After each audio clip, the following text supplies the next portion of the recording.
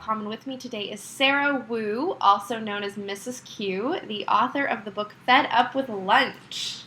This is the book. It just came out a couple of weeks ago. How are you this morning, Sarah? Great. Thanks for having me. Absolutely. We were talking a second ago, and I told you I read this book, and I was angry and sad, and I laughed, and I think this book, in not many pages, took me through a wide range of emotions. Did you feel the same kind of putting it together? Oh yeah, I wanted to describe my journey in a way that would make people relate with it. Because we're all doing the best we can when it comes to feeding our children and working so hard. And I wanted to highlight some of the good stuff, but also just really talk in depth about some of the things that I'd seen at work that sort of blew my mind. Well, for those who aren't familiar with Fed Up with Lunch, work being an inner city school in Chicago where you were a speech pathologist, and you forgot your lunch one day, something that you always took with you, a very healthful eater, and found yourself in the school cafeteria. And I guess, can you just kind of, introduce the story to our readers and what happened from there? Well, I wasn't even that much of a healthful eater. I was doing the best I could, but I just had a minimal understanding about food and scratch cooking. And so, but I knew something was wrong when I bought that meal, which was a bagel dog and tater tots and the fruit cup thing. And I was like, oh my God. And my students, who many of whom live in poverty, it was just mind-boggling that they would be eating this meal and then potentially not having enough food at home. And there were so many things that struck me about the experience of eating school lunch, and how it was the food, it was everything that was happening in the cafeteria, and just my desire to see that improve. But I didn't think there was much that I could do because I'm just one person. I work at one school. What could I do? But I ended up harnessing, the internet to create this blog about school lunch anonymously, and I just assumed that nothing would happen from it. I had a personal blog, and I had two readers, my mom and my sister, and so nobody ever read it besides them, and nobody ever stumbled on it, and that was almost private, but it wasn't a public space. And I thought, I'll blog about school lunches. It'll get this whole feeling that I have off my chest, and it'll be out there.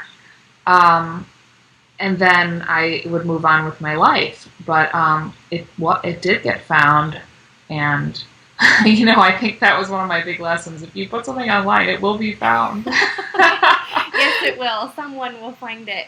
Well, your blog did get found, Fed Up with Lunch, and it got found by millions of readers. And I remember when we stumbled upon it that year and thought, I love this woman and what she's doing.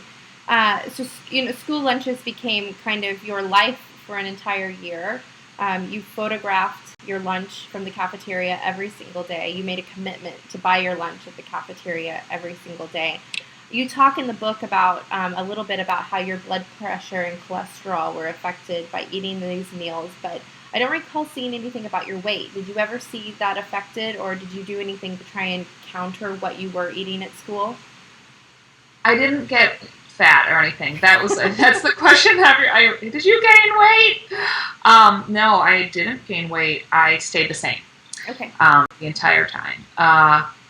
Yeah, and that's because, like you said, I knew every day I was locked in to eating this food for lunch. And so I wanted to make sure breakfast and dinner were really terrific.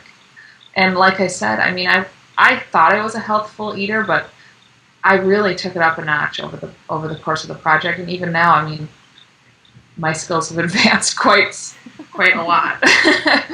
You do talk a lot about, and it's been discussed, in research, for years, the effect these lunch as a whole can have on children's performance at school.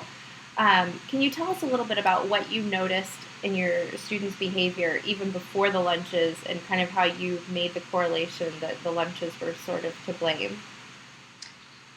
Well, it wasn't really until I ate the lunches that I started really seeing that line between what they ate at lunch and then that spaced out look that they had in speech group after lunch. Because I'm a speech pathologist, so I take small groups of kids and work with them, and sometimes they would fade out, and I'd have to bring them back in. Come on, we're working on this, and I just thought to myself, wow, was that because they, drank the chocolate milk and drank the juice out of the fruit cup, and then that was their lunch? And that was something that a lot of the kids did when they didn't like what they saw on their tray. They drank their chocolate milk and then took the fruit cup and just sucked it down, and I learned to do that too, actually. I thought, hey, I'm gonna do what they do. So I started drinking that fruit cup down and seeing what that was like too. So you did this anonymously. Your biggest fear in even starting it all was losing your job, because you did work for the school and you were kind of revealing what was going on at the school. Can you tell us about the day that you had to come clean to the school, and what that experience was like and what the reaction was like? Well, the day I came clean was the day I went on Good Morning America. That's how everybody found out. I didn't give anybody a heads up that it was coming, because I didn't want, I mean, there was so much at stake with the reveal, according to the book people. They said, don't tell anybody. So really, it was a shock to the world. But I have to say the reaction has been overwhelmingly positive from both my my coworkers and anybody that I've talked to. They have really embraced the whole idea and really supported me, which has been really great. And I have to say I've gotten very little communication from administration. And I still work for Chicago Public Schools, so it's been a journey. It's very interesting. My manager, who is not the principal, it's somebody. I'm citywide. I'm an employee of the district, not of a particular school. So she has not uttered one word about what I've done, and I think that many people assume that when you go on television, that information just seeps through everybody out there. Just it's out there, and even though it's out there, I have to say I don't think that it's made its way through every single school in Chicago Public Schools. Yeah. Have there been any changes at Chicago Public Schools as a result of the book and your story? Has the district done anything as far as lunch or even recess is concerned? What's happening now in Chicago Public Schools is that next year the contract is going to be renegotiated. And right now, as it currently stands, CPS has one of the shortest school days in the country, as well as one of the shortest school years in the country. So, for example, I had 162 school lunches. Well, the average length of a school year in Chicago is 170 attendance days. So that's actually slightly below the national average of 180. Right. So okay. I think there's a unique opportunity to change the school day next year. And I know that I've been thinking a lot about what's my next step. And for me, I think that it's going to be increasing the lunch period. That's what I'm going to be pushing for, making it longer, because we can do a lot of advocating for better school food, but if they don't have enough time to eat it, we're going to be just increasing food waste. Mm-hmm. So for people who don't know, the lunch period at the school that you wrote about in your book is only 20 minutes, if I'm not mistaken. And you made it very clear that these students have to get through an incredibly lengthy line just to get their meal, sit down, they basically inhale it, what the parts that they do eat, and then there's no recess after that. It's right back to school. Yes, and it's really shocking. And I think really Chicago has these really terrific neighborhood schools, and we're talking like pre-K through 6 or pre-K through 8th in one school, and these schools are so huge. I'm talking like 1,000 to 1,300 kids per school.